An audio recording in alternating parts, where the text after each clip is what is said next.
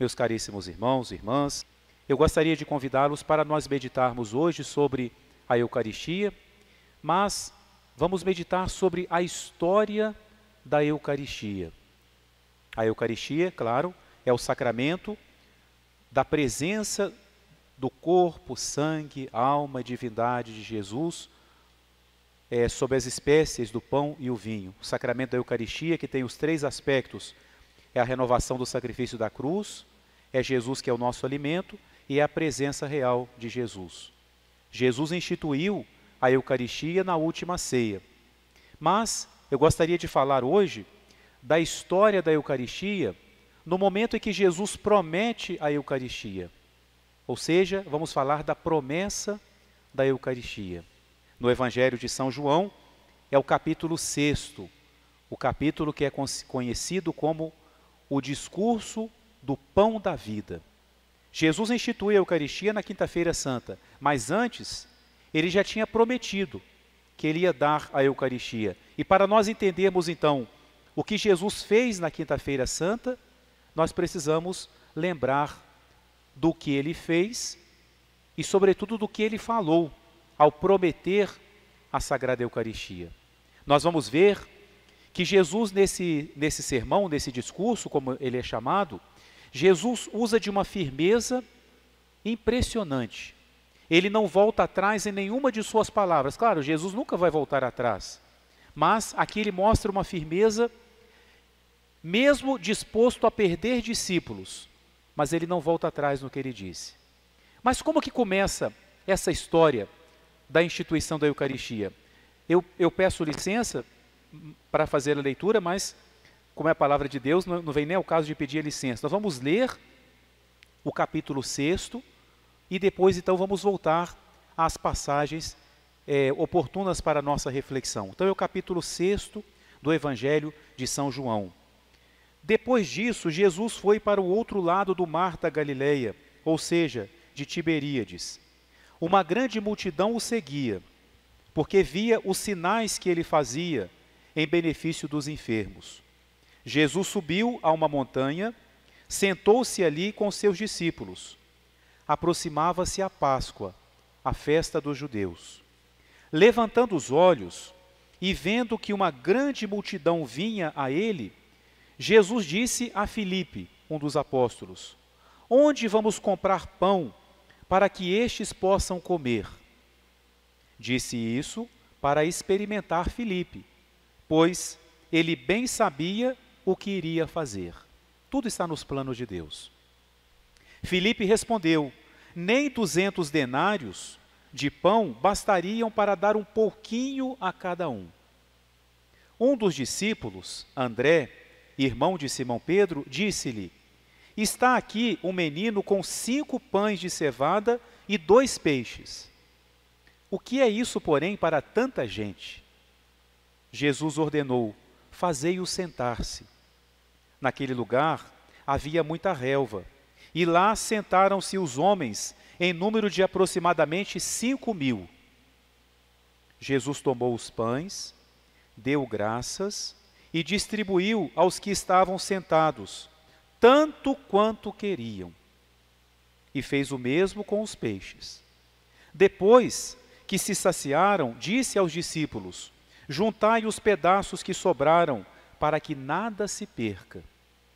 Eles juntaram e encheram 12 cestos com os pedaços dos 5 pães de cevada que sobraram aos que haviam comido.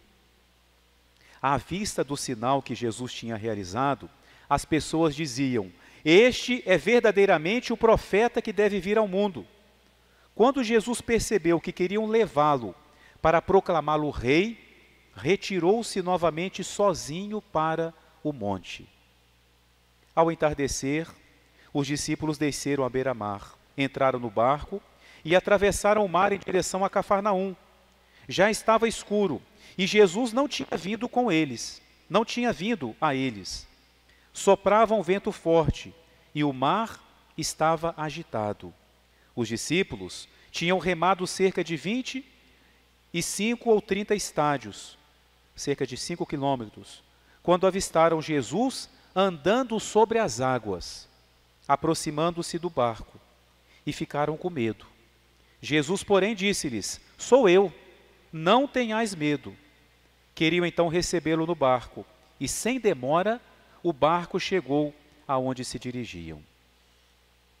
No dia seguinte, a multidão que tinha ficado do outro lado do mar percebeu que Jesus não tinha subido com seus discípulos no único barco que lá se encontrava, mas que os discípulos tinham partido sozinho.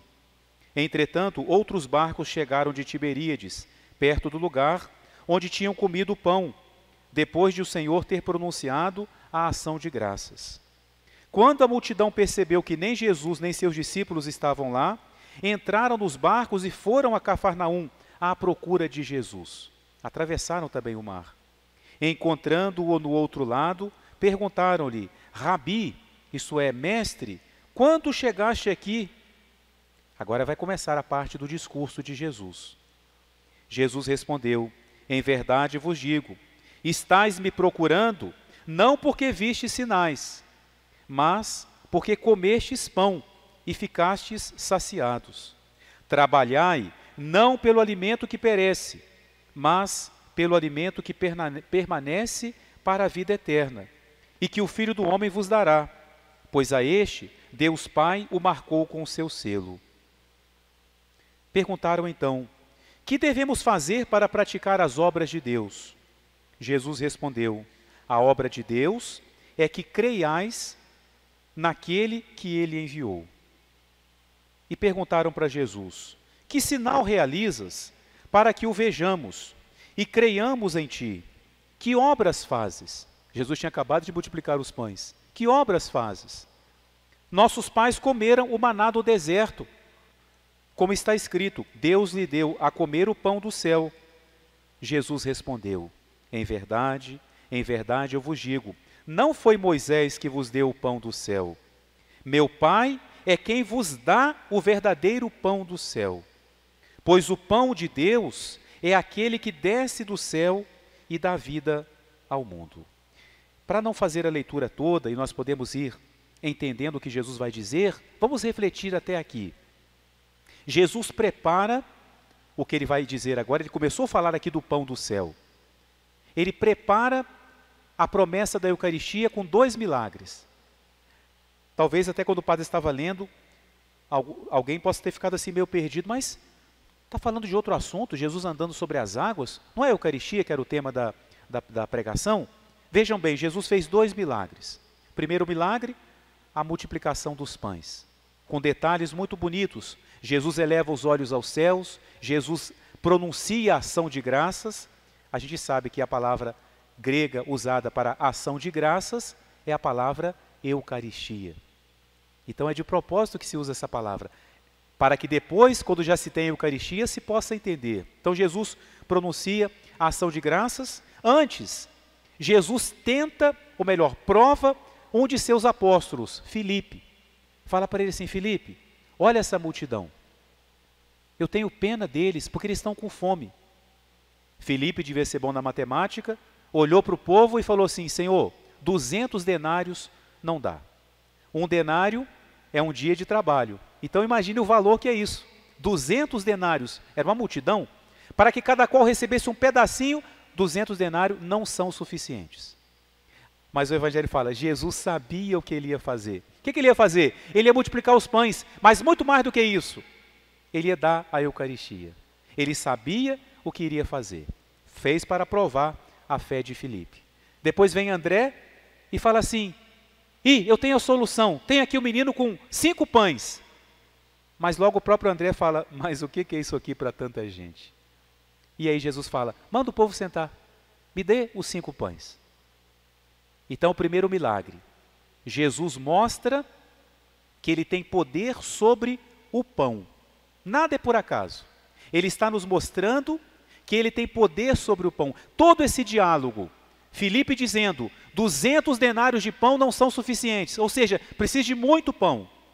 Santo André que fala, tem aqui 5 pães, mas o que é isso para tanta gente? Jesus provocou essa conversa para nos mostrar que ele tem poder sobre o pão, ele pode multiplicar o pão. E é o que ele faz, ele começa a partir os pães, vai partindo, vai entregando, ele entrega para os apóstolos vão passando para a multidão, e todo mundo vai se alimentando, e diz o texto, foi servindo a eles enquanto eles queriam. E depois que todo mundo come, foi passando pão de mão em mão, né? No final, não, obrigado, já estou satisfeito, sou satisfeito. E foi sobrando pão.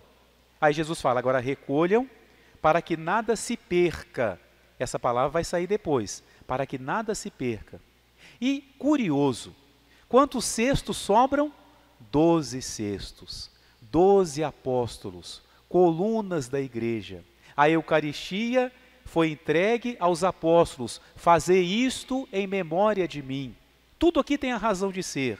Jesus entrega aquilo que sobrou das suas mãos milagrosas nas mãos dos 12 apóstolos. Os 12 cestos é para significar que a Eucaristia vai ser entregue à igreja. Ainda não é a Eucaristia não, hein? Aqui é um pão comum que Jesus multiplicou. Quando o povo vê isso, o que o povo pensa? Um homem que multiplica o pão. Nós estamos com fome, ele nos alimenta. Ele tem que ser o nosso rei. Vamos fazer de Jesus rei. E quiseram fazer Jesus rei à força. Queriam levá-lo para coroá-lo rei e expulsar os romanos. O que Jesus faz? Ele simplesmente foge do meio do povo e vai para o monte, onde ele passa a noite em oração. Tudo é de propósito. Os discípulos, então, não tendo Jesus mandou que eles atravessassem o mar. Eles vão para atravessar para o outro lado, né? O mar, que em realidade é um lago muito grande. Agora vem outro milagre muito importante ao falar da Eucaristia. Os discípulos estão em alto mar e de repente o que eles veem? Jesus caminhando sobre as águas. Padre, mas o que tem a ver isso com a Eucaristia? Jesus tem poder sobre o pão, já entendemos. O que Jesus mostra agora? Que ele tem poder sobre o seu corpo. Ele pode flutuar sobre as águas. Ele pode andar sobre as águas sem que o seu corpo afunde. O seu corpo tem poderes especiais. Agora, se eu junto as duas coisas, ele tem poder sobre o pão, ele tem poder sobre o seu corpo. O que ele vai fazer? Vai transformar o pão no seu corpo. Olha que coisa bonita. Como é preciso o Evangelho ser lido e meditado para a gente poder entender por que Jesus fazia as coisas. São João, sempre quando vai falar dos milagres de Jesus, ele não chama de milagres. São milagres? São. Mas São João prefere usar outra palavra, sinais. Aqui já saiu várias vezes, sinais. Porque ao mesmo tempo em que é uma coisa miraculosa que acontece, é também um sinal, é um símbolo, aconteceu, é algo verdadeiro, é histórico, mas é também um sinal. Jesus, através do milagre, nos passa uma lição, como foi também nas bodas de Caná, que São João fala o quê? Foi o primeiro sinal de Jesus, né? Então Jesus anda sobre as águas para mostrar o seu poder, o poder que ele tem sobre o seu corpo, sobre a matéria, tanto sobre a matéria da água, como sobre o seu corpo. Nisso o povo chega. Quando o povo viu que Jesus não estava do lado de lá do mar, eles pegam os barcos e atravessam. Quando chegam lá, Jesus já estava. Aí Jesus fala com eles assim: vocês estão me procurando pelo alimento, porque vocês foram saciados com o pão. Procurai o alimento que não perece. O que Jesus falou lá atrás? Recolhei os pedaços que sobraram, para que nada se perca, para que nada pereça. Então Jesus manda que eles se preocupem pelo alimento que não perece. Jesus começa agora, bem devagarzinho, a falar da Eucaristia. Por enquanto, todo mundo feliz ouvindo Jesus. Eles falam para Jesus assim: nos dê um sinal de que o Senhor é o Messias. Por que eles falam isso? Eles tinham acabado de ver a multiplicação dos pães. Eles fizeram o seguinte raciocínio: ele multiplicou lá os pães, mas ele não pode fazer mais. Por isso que eles comparam Jesus com Moisés e falam assim: os nossos pais comeram o maná no deserto. Mas qual a diferença com o que Jesus fez? É que o maná caía todo dia. O que eles estão querendo aqui? Que Jesus faça o pão multiplicar-se todo dia. É isso que eles estão dizendo. Qual é o sinal que o Senhor nos apresenta? Nossos pais comeram o maná durante 40 anos. E o Senhor fez um milagrezinho de nada, multiplicou o pão uma vez só. Aí Jesus vai se aproveitar então que eles falaram do maná e vai dizer para eles: Moisés não deu para vocês o pão do céu.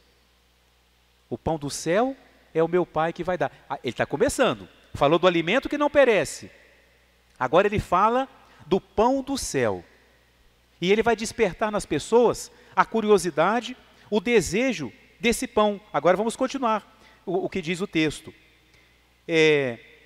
Mas é meu Pai quem vos dá o verdadeiro pão do céu, pois o pão do céu é aquele que desce do céu. Ou melhor, o pão de Deus é aquele que desce do céu e que dá vida ao mundo. O que eles pensaram? Bom, se é o Senhor que vai dar o pão do céu, ele diz para Jesus: Senhor, então dá-nos sempre desse pão. Agora eles pediram o pão do céu. Então, se não é aquele pão que nós temos que comer, se é o pão do céu, dá-nos desse pão, o pão do céu. Aí Jesus fala para eles agora, cada vez mais claro: eu sou o pão da vida.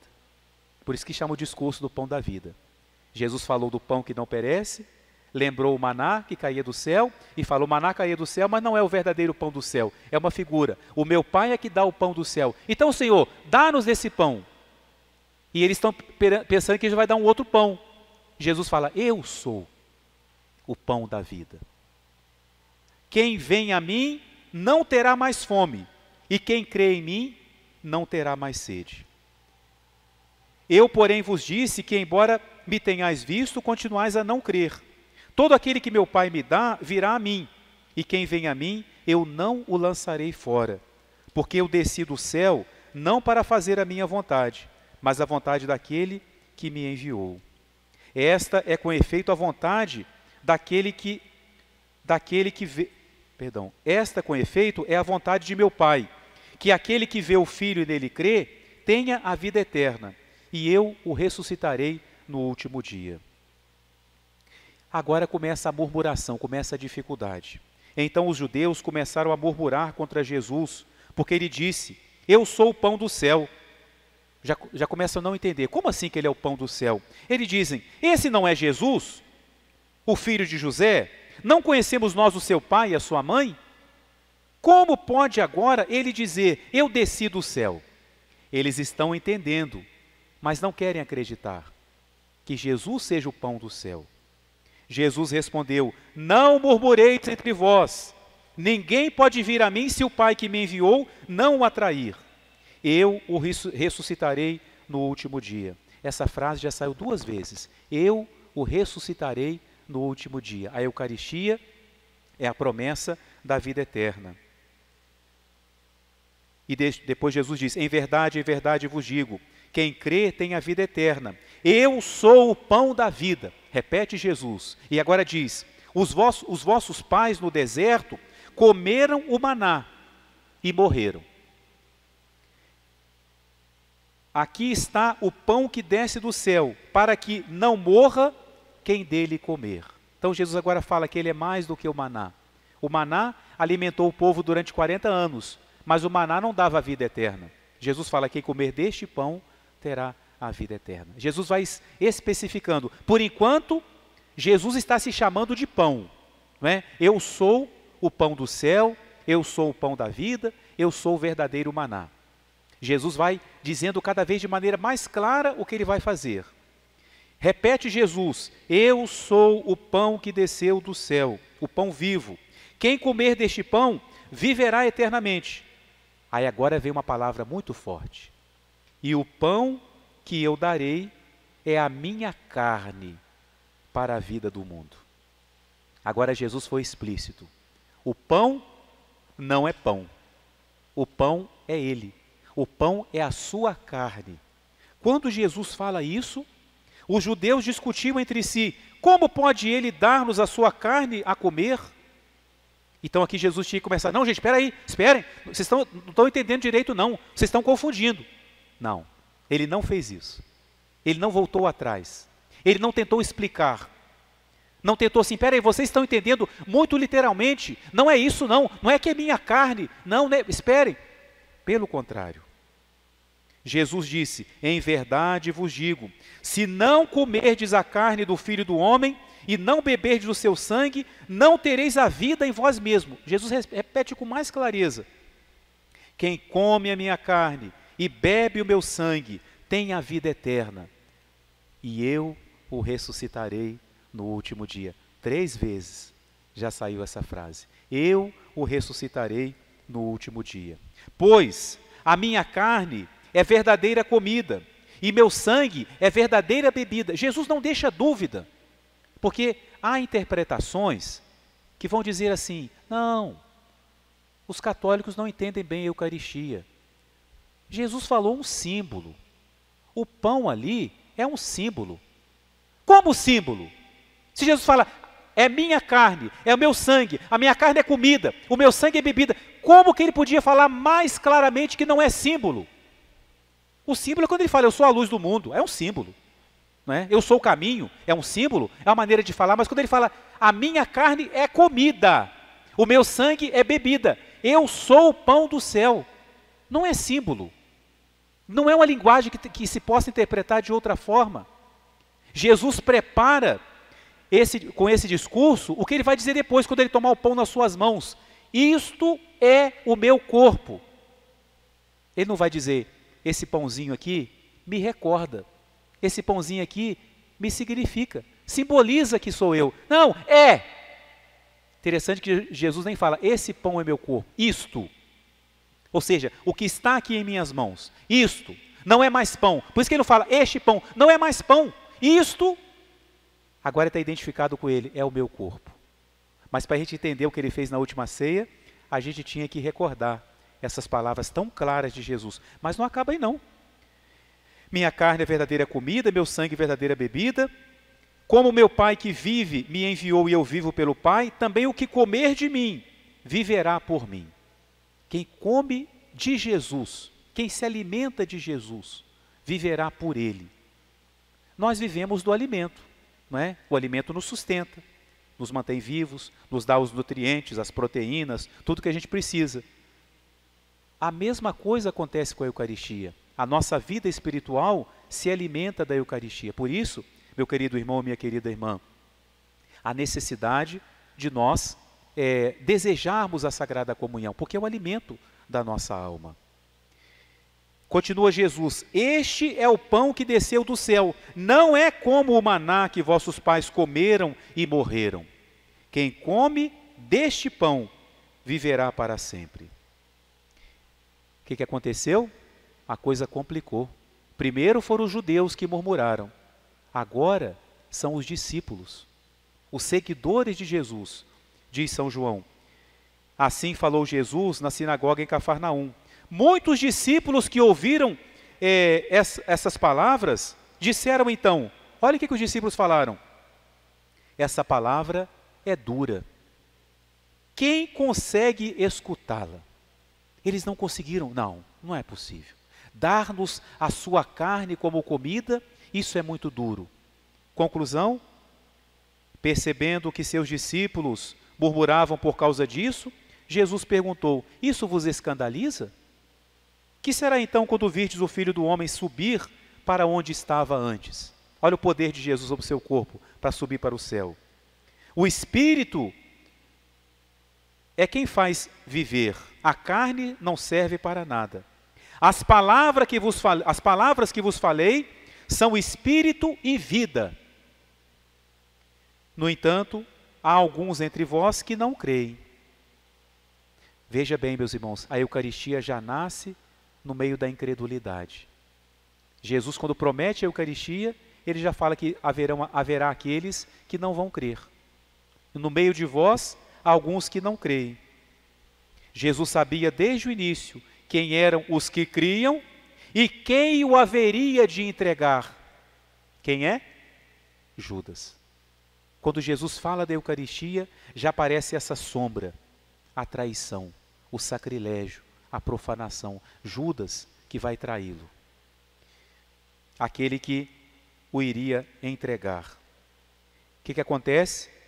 A partir desse momento, muitos discípulos se afastaram e não mais andavam com ele. Jesus perdeu discípulos por causa do que ele falou. Aqui, meus irmãos, é muito importante a gente insistir no sentido da Eucaristia. Porque se Jesus estivesse falando assim, estivesse falando de uma maneira figurada, ele ia falar, como por exemplo, quando ele conta a parábola do semeador, os discípulos perguntam, Senhor, o que significa essa parábola? Aí Jesus fala, não, a semente simboliza a palavra de Deus. O terreno simboliza as pessoas. Jesus explica para os apóstolos. Aqui não é parábola. Aqui não tem que dar uma explicação no sentido das palavras. Jesus não volta atrás.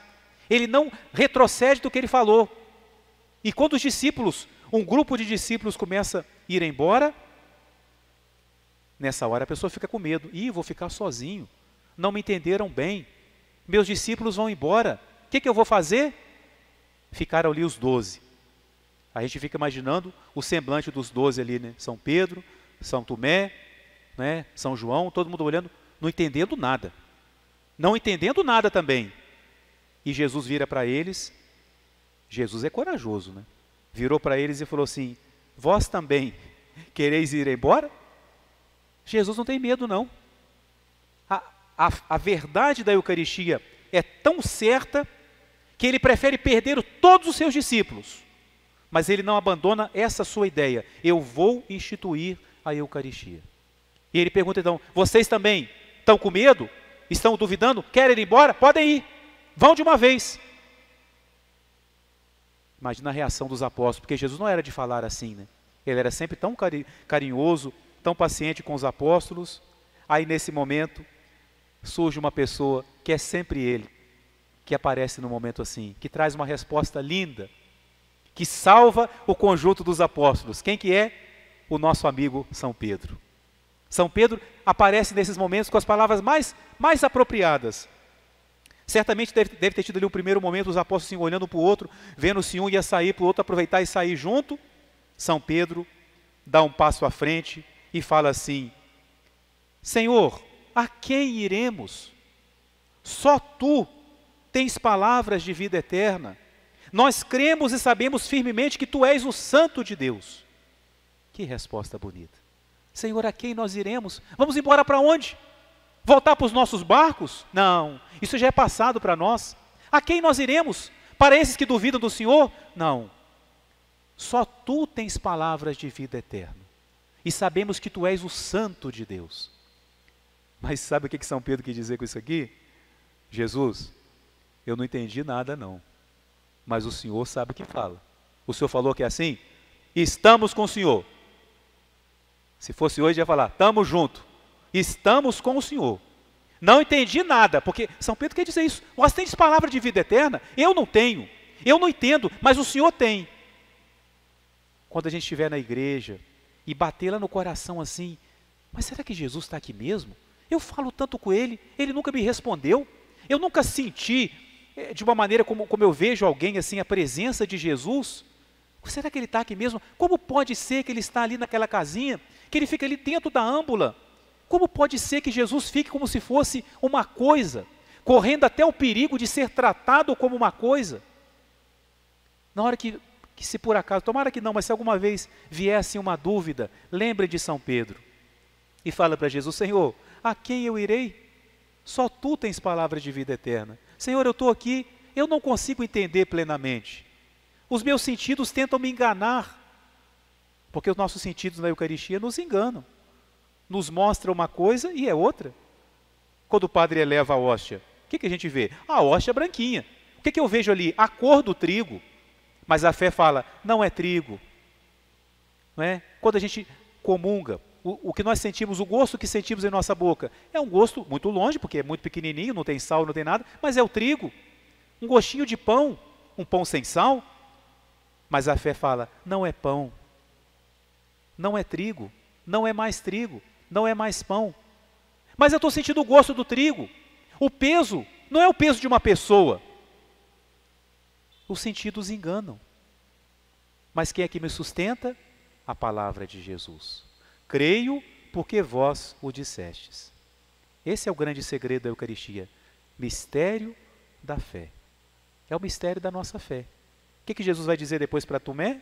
Felizes os que acreditaram sem verem, porque os sentidos enganam. Então, São Pedro dá essa resposta bonita para Jesus: Senhor, a quem iremos nós? Tu tens palavras de vida eterna. Nós cremos e sabemos firmemente que Tu és o Santo de Deus. E Jesus então responde: Não vos escolhi, os 12, contudo um de vós é um diabo.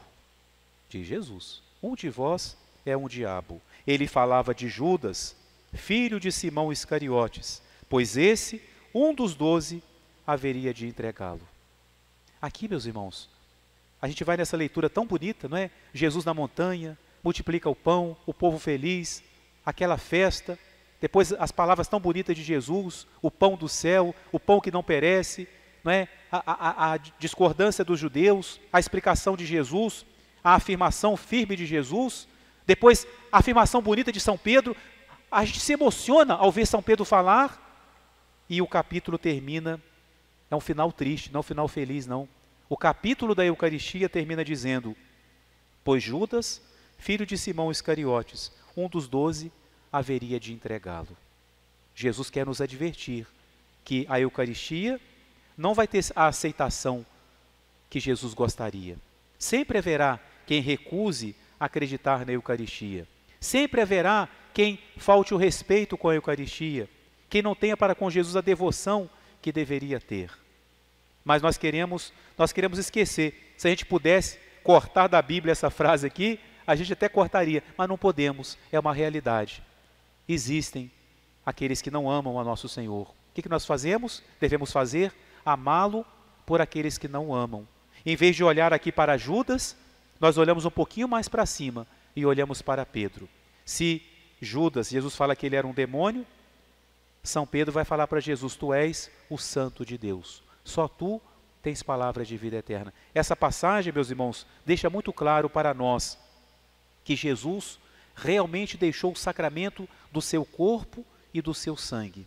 Quando agora chegar na Quinta-feira Santa e Jesus na última ceia, sem avisar nada, sem falar nada, de repente ele toma o pão e vai fazer os mesmos gestos, eleva os olhos ao céu, parte o pão, só que antes de distribuir, ele fala: tomai e comei, isto é o meu corpo, que será entregue por vós. Aí os apóstolos vão lembrar: ele prometeu, ele falou aquele dia lá em Cafarnaum, que a sua carne seria comida, o seu sangue seria uma bebida. Agora ele realiza, ele é fiel às suas promessas. No outro dia ele vai morrer, e por isso que os apóstolos vão registrar assim: na véspera da sua paixão, no final da sua vida, ele deixou este sacramento. Nosso Senhor fiel à sua promessa. Mas aquilo que ele fez na Quinta-feira Santa só pode ser compreendido melhor lendo esse capítulo. Então guardem no coração, capítulo 6 de São João, o discurso do pão da vida. Você vai fazer sua visita ao Santíssimo. O que eu vou rezar hoje na igreja? Eu estou assim tão distraído, o coração está tão seco, parece um deserto, não sei o que eu vou falar com Jesus. Pega a sua Bíblia, pegue o Evangelho, leia com calma aqui na igreja, diante do sacrário, essa passagem, a multiplicação dos pães, Jesus andando sobre as águas, Jesus dizendo: eu sou o pão do céu. Ele vai estar aqui do sacrário falando: sim, eu estou aqui, eu sou o pão do céu. Não é? Ler o Evangelho na presença do Santíssimo é a melhor forma, porque aquilo que a letra está nos falando, a realidade está nos mostrando, ele está aqui, não é? Então, é uma forma de fazer uma adoração ao Santíssimo, por exemplo, usarmos o capítulo 6 de São João para a gente meditar e conhecer. Tudo que o padre falou aqui é muito pouco, não é? Eu convido vocês a lerem muitas vezes.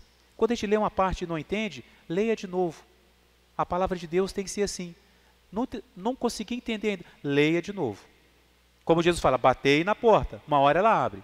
Leia de novo. Agora eu entendi. Agora leia de novo, porque agora você vai saborear o que você entendeu, não é? Mas com essa explicação, tenho certeza que nos leva a compreender melhor o sentido dos sinais, os milagres que ele realiza, o sentido das suas palavras, as palavras escolhidas pelo próprio São João para narrar esse discurso, fazendo essa ligação não é, entre as palavras e o gesto de Jesus na multiplicação dos pães e na última ceia. Então que essa pregação possa nos ajudar a crescer mais ainda na nossa devoção à Santíssima Eucaristia.